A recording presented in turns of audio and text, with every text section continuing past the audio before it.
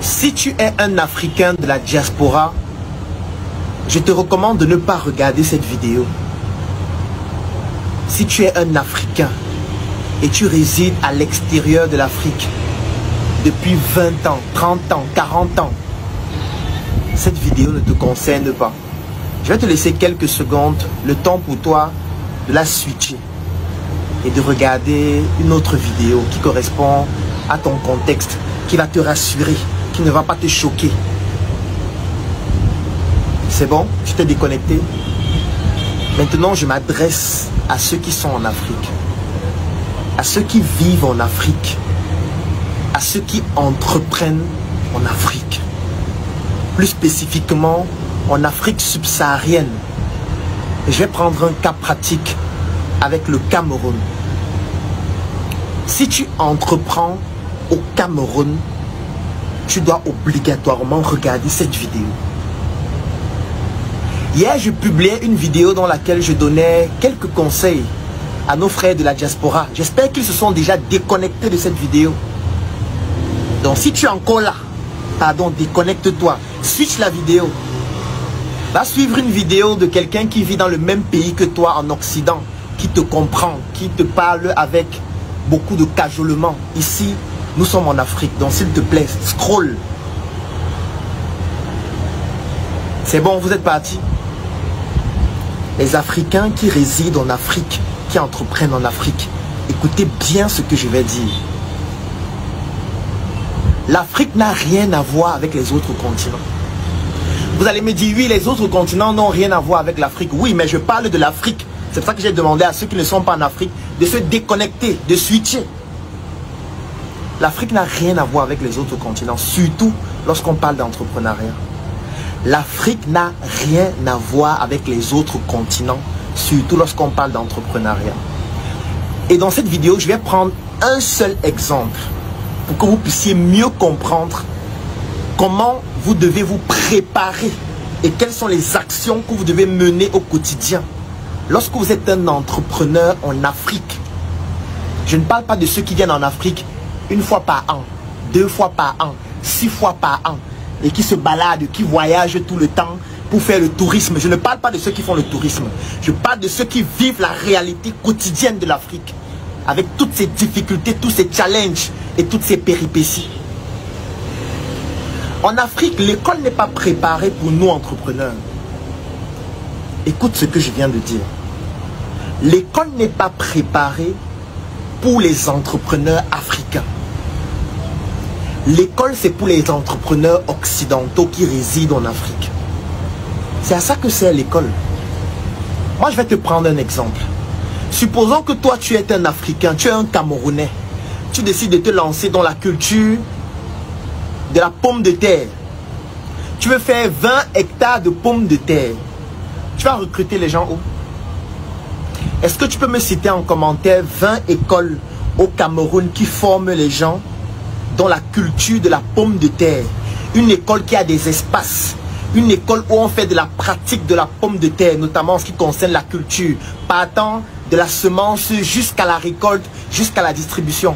Cite-moi 5 écoles en commentaire qui sont au Cameroun, où on apprend aux étudiants à cultiver la pomme de terre avec des cours pratiques sur des espaces de 10 hectares, 20 hectares, 50 hectares, où l'étudiant va apprendre en plongeant en immersion dans le métier qu'il va pratiquer après sa formation. Cite en commentaire.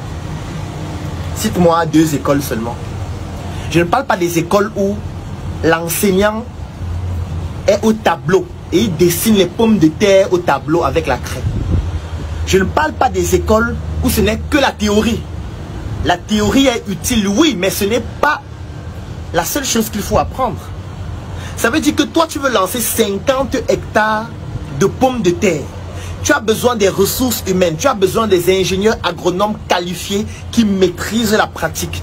Tu as besoin des techniciens, tu as besoin des expertises pointues dans le domaine. Cite-moi 5 écoles au Cameroun et même en Afrique francophone qui forment de manière théorique et de manière pratique dans des espaces en montrant aux étudiants de manière concrète comment faire de telle sorte que dans cette école-là, tu puisses tout simplement piocher les personnes avec qui tu vas travailler. Cite-moi les écoles en commentaire. Si on fait la même chose avec la culture du piment, cite-moi les écoles en commentaire. Si on fait la même chose avec l'élevage des poules, des porcs, cite-moi 5 écoles en commentaire que tu connais au Cameroun, que tu connais au Bénin, que tu connais en Côte d'Ivoire, qui forment dans l'élevage des porcs de manière théorique et de manière pratique, avec 500 porcs, 1000 porcs, 5000 porcs, pour montrer les bonnes pratiques aux étudiants qui pratiquent au quotidien à l'école et sortent avec une compétence à la fois théorique et pratique pour pouvoir t'accompagner dans ta plantation afin que dans cette école, tu puisses recruter les ressources humaines. Tu peux me citer 5 écoles? Là, je suis seulement dans le domaine agro-pastoral. Je pourrais prendre un autre secteur d'activité. Sortons de l'agro-pastoral, entrons dans l'agro-industrie. Tu peux me citer 5 écoles en Afrique qui forment les étudiants à fabriquer un chocolat excellent qui tutoie ce qui est fait en Occident? Cite-moi 5 écoles où à l'école on apprend aux étudiants à fabriquer un chocolat excellent. De telle sorte que si toi tu veux lancer ton unité de production artisanale ou industrielle de chocolat, tu vas tout simplement aller dans cette école-là, recruter les ressources humaines avec lesquelles tu vas travailler. Tu peux me citer ces écoles? Tu peux me citer les écoles où on apprend aux étudiants à fabriquer de manière optimale le yaourt, un yaourt de qualité qui n'a rien à envier par rapport au yaourt qui vient de l'étranger, de l'Occident? Cite-moi 5 écoles. Je ne parle pas des écoles où il n'y a pas de laboratoire. Je ne parle pas des écoles où l'enseignant lui-même n'a jamais fabriqué le yaourt, n'a jamais fabriqué le chocolat. Je ne parle pas des écoles où on fabrique à la cuisine. C'est-à-dire qu'on prend quelques ingrédients là, on fabrique, à la fin on goûte le chocolat, ça n'a aucun goût, ça n'a aucun sens. On boit le yaourt, la semaine prochaine, on tombe malade. Je ne parle pas de ces écoles. Je ne parle pas des écoles où on ne fait que la théorie. Et à la fin, dans la pratique, personne ne comprend rien. Je ne parle pas des écoles où on fait la chimie au tableau. Mais quand on entre au laboratoire, même porter les gants, on n'y arrive pas. On ne peut même pas identifier un intrant. Parce qu'on ne l'a jamais vu. C'est notre première fois de le voir dans une usine. Tu peux me citer combien d'écoles? Combien d'écoles?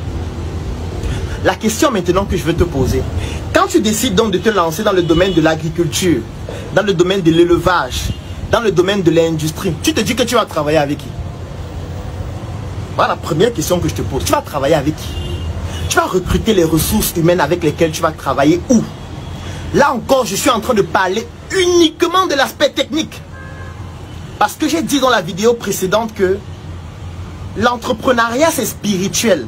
Parce qu'un projet c'est à la fois la matière physique et surtout un élément important, ce sont les idées. C'est tout ce qui est immatériel. C'est tout ce qui est intuition. C'est tout ce qui est énergie. C'est cette corrélation qu'il y a, ou alors cette relation entre l'énergie et la matière qu'on appelle la spiritualité, que vous allez transférer dans votre projet. Donc je ne parle pas encore de l'idéologie que tu veux mettre au sein de ton entreprise. Je ne parle pas encore de la culture d'entreprise. Je ne parle pas encore du mindset. Je ne parle pas encore de la vision. Je ne parle pas encore de tous ces autres éléments. Je parle uniquement de l'aspect technique. Où est-ce que tu vas recruter des gens qui ont des compétences techniques pour t'accompagner dans ton projet? En fait, en Afrique, au quotidien, tu seras obligé de les former toi-même. Ce qui n'est pas le cas en Occident. En Occident, tu as des écoles pointues en agronomie, où il y a la théorie et la pratique. La pratique est tellement pointue au point où il y a même la recherche et le développement au sein des écoles. C'est tellement pointu au point où à l'école, tu peux déjà déposer un brevet. Ça veut dire que tu es à l'école, tu fais des recherches à l'école, dans le laboratoire pointu de l'école, qui a les matériaux de dernière technologie. Et au sein de l'école, tu peux déposer un brevet parce que l'école a prévu que tu puisses avoir un bureau pour déposer ton brevet dans l'école. Tu n'es pas obligé de sortir de l'école pour le faire. Au Cameroun, en Côte d'Ivoire, tu peux me citer le nom de 5 entreprises qui font dans la recherche et le développement pointu dans le domaine de l'agroalimentaire, dans le domaine de l'industrie globalement, dans le domaine de l'agriculture, dans le domaine de l'élevage. Quand je dis pointu, ça veut dire qu'on ne crie pas au tableau. Ça veut dire qu'on a un matériel pointu, on a des compétences pointues, on a des enseignants pointus qui maîtrisent la théorie et la pratique et qui sont capables de faire des études scientifiques pointues, qui publient des travaux scientifiques pointus chaque année, qui déposent des brevets chaque année et qui mettent donc à la disposition des industriels leurs recherches, leurs découvertes pour permettre à ces industriels-là de pouvoir être compétitifs par rapport à ce qui est fait ailleurs. En Afrique, tu peux me citer 5 écoles qui le font. 2 écoles. En Occident, il y en a dans tous les quartiers. Ça veut dire que quelqu'un, par exemple, qui est aux États-Unis actuellement et qui voudrait lancer une unité de production de chocolat, retrouver les ressources humaines, ce sera très facile. Il peut les retrouver par mail.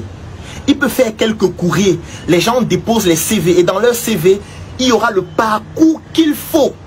C'est-à-dire que tu vas retrouver dans les CV plusieurs personnes qui ont fait des écoles, qui ont été en stage dans des industries pointues.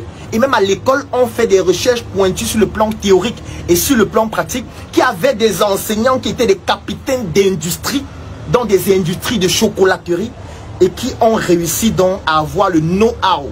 Et que tout ce que vous auriez besoin de faire, c'est d'identifier parmi eux ceux qui ont le mindset, ceux qui veulent travailler, ceux qui veulent régulièrement optimiser ce qu'ils font.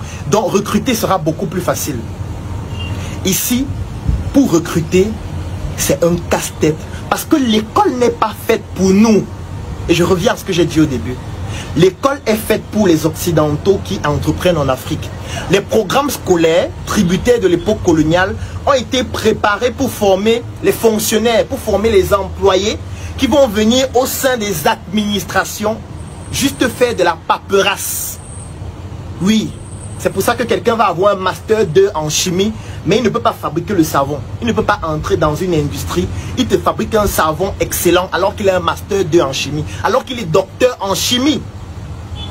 Ce n'est pas de sa faute. Le programme n'est pas préparé pour l'orienter à être apte à pouvoir entrer dans une industrie et mettre en place des produits pointus dans le domaine de la chimie.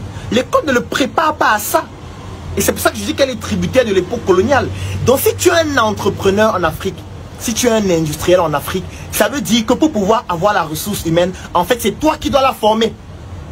Parce que si tu veux, tu fais l'expérience. Tous ceux qui entreprennent en Afrique peuvent vous dire, quand tu recrutes des gens, tu te rends compte qu'au final, ils n'ont pas la compétence que tu recherches dans le secteur d'activité dans lequel tu es. Et qu'importe le secteur d'activité, c'est le même problème. Ça veut dire que toi d'abord l'entrepreneur, tu dois te former dans le domaine dans lequel tu te lances. Ce que celui qui est en Occident n'a pas besoin de faire. Tu dois apprendre à faire toi-même pour ne pas déléguer une tâche que tu ne comprends pas. Et tu dois former des personnes qui étaient censées maîtriser pour leur montrer comment faire et les suivre. Donc à la fois, tu dois jouer plusieurs rôles. C'est pour ça qu'en Afrique, un entrepreneur est obligé d'être pluridisciplinaire. C'est pour ça que nous, par exemple, avant de lancer nos entreprises, nous avons pris 7 ans pour développer la Startup Academy. Parce qu'on avait compris qu'il fallait qu'on crée notre propre école. Donc on a créé la Startup Academy en 2016. Pendant 7 ans, nous avons accompagné, nous avons formé des jeunes, nous avons parlé d'idéologie, nous avons travaillé leur mindset. Et c'est après que nous pouvons développer des industries comme Joka, comme Choco, comme SM et toutes ces autres entreprises. Parce que nous avons pris du temps pour préparer la ressource humaine avec laquelle nous allons travailler. C'est pour ça que nous réussissons à avoir de tout petits résultats. C'est encore rien par rapport à ce qu'on est capable réellement de faire. Mais au moins, ça nous permet de résister. Raison pour laquelle pratiquement 10 ans aujourd'hui, après que nous nous sommes lancés, nous continuons de développer nos projets avec sérénité, avec l'objectif de tutoyer l'Occident et les meilleurs. Et toi, tu dis que tu veux faire ça en venant en Afrique 1 fois par an. Tu dis que tu veux faire ça en venant en Afrique 3 fois par an. Tu dis que tu veux faire ça en étant à Los Angeles et tu envoies de l'argent de temps en temps à quelqu'un qui est à Douala, qui est à Cotonou et tu lui donnes les directives par mail. Lui, il fait. Toi, tu es à Paris et lui, il est en train de faire le travail. Aïe, aïe, aïe. Je vois même des gens dire, vous pensez que les multinationales font comment? En fait, l'Afrique n'est même pas encore partie. Parce qu'il y a quelqu'un qui a écrit un livre où il disait « L'Afrique est mal partie ». Non, moi je vais lui recommander de changer le titre de son livre. Il doit plutôt écrire « L'Afrique n'est pas encore partie ». Nous les Africains, nous sommes faibles. Nous sommes médiocres. Nous sommes misérables. Nous sommes des mendiants. Nous n'avons rien. Tant qu'on ne prend pas conscience qu'on n'a rien et qu'on doit se battre pour mériter ce qu'on doit avoir et tutoyer ce que les autres font, on va rester pleurer chaque jour. Ce message, c'est pour toi qui es un entrepreneur en Afrique. Pour que tu comprennes que si tu as une vision grande, Tu dois préparer dès maintenant les personnes avec qui tu vas développer cette vision parce que tu ne peux pas le faire seul. Tu n'auras pas ces personnes facilement à l'école que tu vas recruter avec les CV. Tu vas devoir toi-même forger ton mindset, tes compétences pour pouvoir apprendre le maximum de choses que tu vas transférer aux personnes avec qui tu vas travailler pour qu'ensemble vous puissiez former un bloc dur qui va vous permettre de développer vos projets.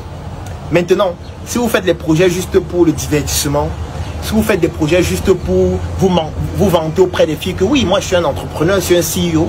Si vous faites des projets juste pour faire le tourisme, considérez que tout ce que je viens de dire, ça ne vous concerne pas.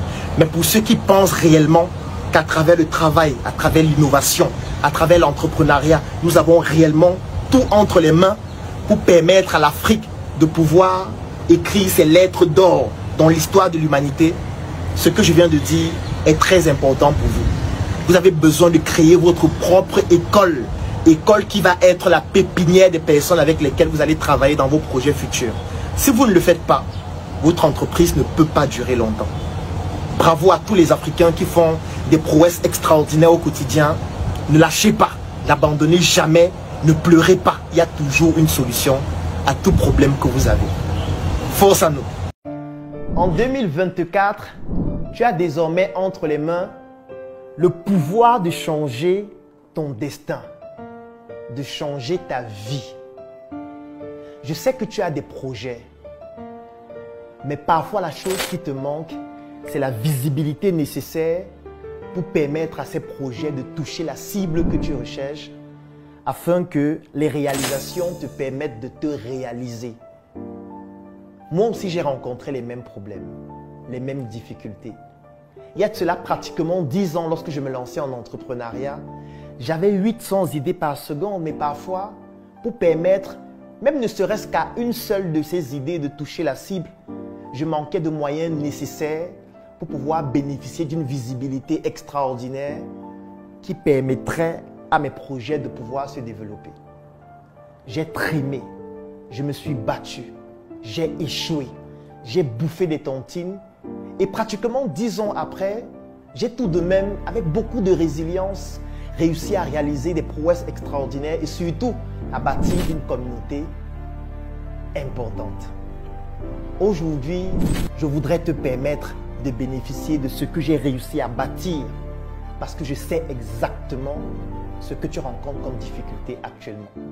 J'ai conçu une offre. Cette offre comporte une publication de ton projet sur ma page Facebook, Dr Claudel Noubissier, qui fait plus de 700 000 abonnés. 2 formations dont l'une s'appelle « Générer des prospects en ligne et hors ligne » pour te permettre de pouvoir trouver des clients. Et comme je sais que pour trouver des clients, tu vas faire face à des objections du style « ça coûte trop cher, ça ne m'intéresse pas, j'ai déjà un produit ou un service dont je suis satisfait », tu bénéficies aussi d'une 2e formation vidéo dont le thème c'est l'art de gérer les objections de tes clients. Le 3e élément dont tu vas bénéficier dans cette offre, c'est un e-book dont le titre c'est « Entreprendre et investir différemment ». Oui, parce que lorsqu'on n'a pas beaucoup de moyens, on doit pouvoir penser différemment. Et la 4e chose, c'est un groupe privé. Je suis certain que tu te demandes à ce moment combien coûte cette offre. Et parce que tu te poses cette question, j'ai donc décidé de te l'offrir au prix de 10 000 francs CFA. Oui, tu l'as bien écouté. 10 000 francs CFA pour bénéficier de toute cette offre ou 25 € pour toutes les personnes qui résident à l'extérieur du Cameroun.